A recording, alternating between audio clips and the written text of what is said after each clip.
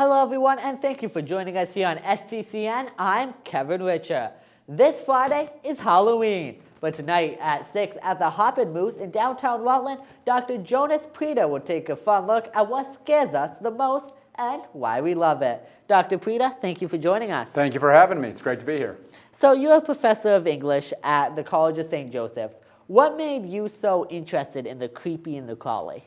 I grew up rurally in Nevada in sort of the time before cable, and there was one place in town that rented VCR tapes. And it was before we cared about what kids watched. And so I would just go in there and try to find the movie that had the scariest box and just start watching them. And that's when I realized, like, oh, okay, I like this stuff, right? It fits in perfectly with the kinds of things I want to think about, and I really like just being afraid, just that sense of like, oh my God, there's something coming to get me right now. And so from there, I realized probably when I was a junior or senior in college that I could do this for a living, that at some point I could be a professor who taught horror movies, essentially, and kind of where I ended up today in a very shortened version of that question. So in your English classes, how much of horror do you teach in them? It depends on the course. I actually teach a class called Color Me Blood Red, which is the history of American horror movies from 1960 with Psycho to 1996 with Scream. So I watched that sort of like almost classic period of American horror. And that's like Texas Chainsaw Massacre, Reanimator, Basket Case, Nightmare on Elm Street. It's all the biggies are in there. And then when I teach a popular culture course in general, we'll touch on some horrific topics in there. Essentially what I'm going to talk about tonight is one of my mini lectures. What are some ways to think about things that create anxiety in us? And then research-wise, I do a bunch of stuff with 1920s and 30s horror writers. Can you give us a little preview about what you're going to talk about tonight? Sure. Well, I'm going to talk about what scares us. Probably more specifically is what you're after, though. I'm going to look at it in 3 or 4 different ways. One of it will be how horror works on us psychologically. And what's the interest in us in like doing one of these when we watch a horror movie, right? Where you kind of don't want to watch it, but you really want to watch it. And how that stuff works sort of in our psychic space. So that will be one route. I'll also talk about the social logic of horror movies, of why do they so frequently happen in suburbia or rural spaces and almost never in urban spaces, right? Because that's a different kind of horror that comes out of that. And then I'll talk a little bit about cosmic horror. That's sort of like your H.P. Lovecraft or your Exorcist style material, where the forces are so big that we as humans can't really face them and don't know what to do about them, as opposed to a Jason from Friday the 13th, where it's again a hockey mask, right? And that he's unkillable at a certain point, but we can kind of understand him. But if we're dealing with something that's beyond time and space, we have no way to sort of like comprehend even what that thing's going to do. And so I'll talk about those things, and then we'll do who do you find scarier, Pinhead from Hellraiser or Jigsaw from the Saw movies? And then everybody will raise their hand. Or do you think that the guys from The Hills Have Eyes are scarier, or the family from the Texas Chainsaw Massacre? And we'll use that to generate some more conversation just about like why does that stuff make us afraid? Someone will undoubtedly ask about clowns, since we, that's an interesting anxiety that we have, is like, why are we afraid of clowns right now? So I'll do some stuff with that. I'll talk about Walking Dead, which we discussed a little bit earlier, American Horror Story. I'll talk about some of that stuff. True Detective, which actually uses The King in Yellow, which is a horror novelette in the late 1800s as sort of its foundation. And so just sort of that thing. It's designed to be freewheeling, right? I don't want it to turn into Dr. Prida's lecture. Yeah. I want to have it be an entertaining discussion of horror movies and just like why do we want to do this thing that we shouldn't? Like, why do we want to be afraid? It doesn't, in the normal circumstances, we never want to be fearful, but there's something about seeing it in the theater that changes that dynamic. I know for me, a lot of my friends are scared of clowns. If they see a clown, they don't want to see it. Yes. What is it about clowns that scares people? I don't know. I was thinking about this on my drive in, that one of the reasons I think is we never really know who's underneath it. They got the smiley face painted on, but we don't really know if they're really happy with what's happening. It's just like, it's your makeup, you know? We don't even know how you're really feeling. And then that sense of anonymity, when they take the makeup off, we don't know who they are, right? That I could have been that clown that scared your friends, but I'm not wearing my clown makeup, so they have no way of telling it. So I think it's those combinations. A lot of horror movies are based on, and this is no surprise to people who watch horror movies, on ways of knowledge, right? They're epistemological questions, essentially. Hey, did you hear that? It's like, no, I didn't hear it. Well, I thought it, right? That kind of thing. Like, how much of this is really the true knowledge and how much of this is making it up? And I think clowns hit on that almost perfectly. Now, before this interview, we were talking about horror movies and what our favorite horror movies was. I didn't hear what is your favorite horror movie? I don't know. That's one of the standard questions, right, that I kind of have to answer. So I'm always like, is it the one I've seen the most? That's certainly Evil Dead 2, which I watched repeatedly again as a teenager because I had it on videotape. And I would just watch it, and as soon as it ended, I'd just watch it again.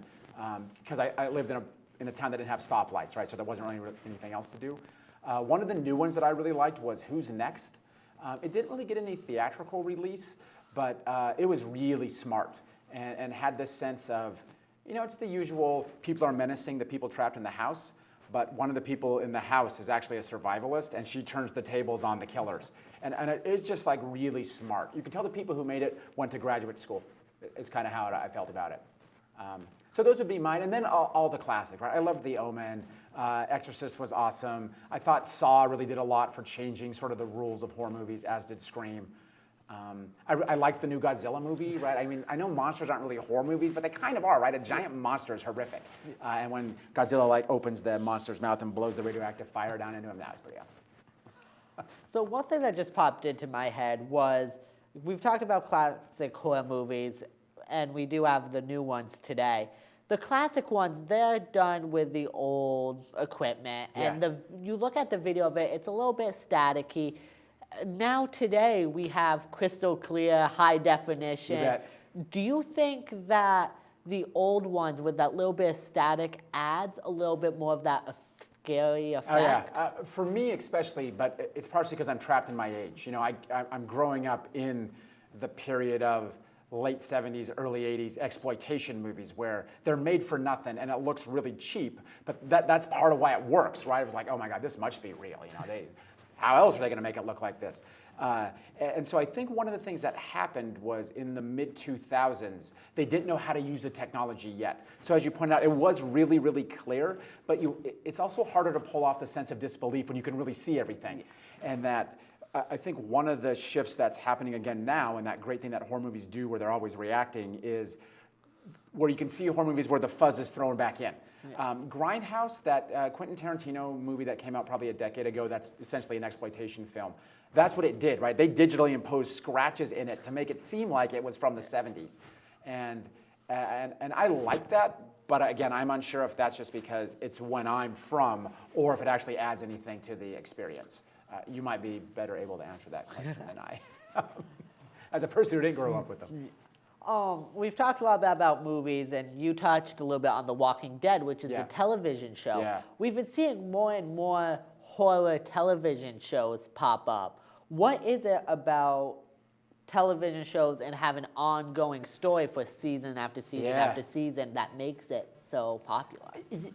It's been neat, right? Where we're in some ways in a golden age of television. I mean, there's a lot of junk, just as there's always been on TV, but there's better TV now than it seems like in a long time. I think one of the things that we're seeing with True Detective and American Horror Story, and then I'll get to Walking Dead, is that idea that you can keep the same cast, but then just like change the storylines that they're in, and people I think have liked that, right? It gives us some credit as viewers to be like, all right, that person played something different last year, but I'm smart enough to know kind of what's going on, and that you can just, the storytelling can be so much more expansive in 10 one-hour shows than it can ever be in a 2-hour movie. Game of Thrones is obviously another example. It's not necessarily horror, but it's got some horrific elements.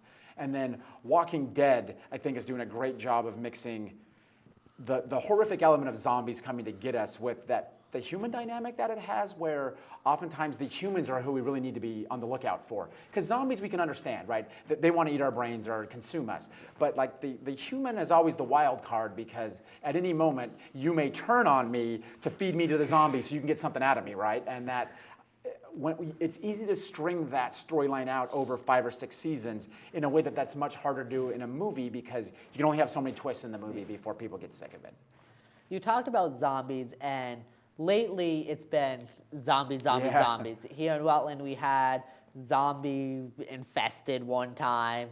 What is it now about zombies that's just out there? Yeah, it's been neat because if you remember, like when Twilight had its big blip, right? It was a lot of vampire stuff, and then the vampires kind of went away, right? Once sort of Twilight died out, or Twilight people got older, but the zombie just keeps like. It's kind of a neat literalization of the metaphor, where the zombie keeps rising from the grave, right? We can't kill it.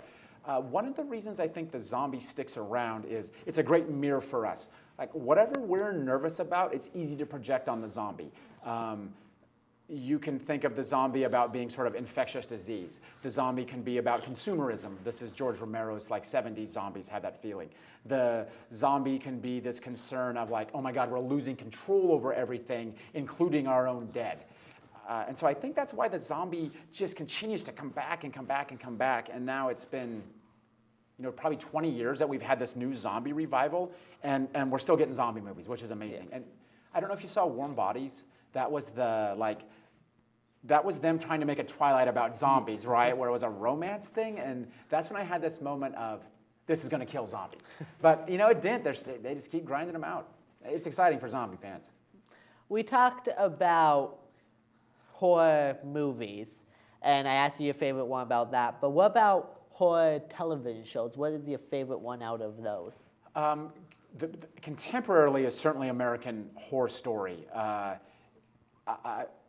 I like the fact that it kind of has it's got a grimy element to it that is very appealing to me. And oldie time stuff, love that Twilight Zone material.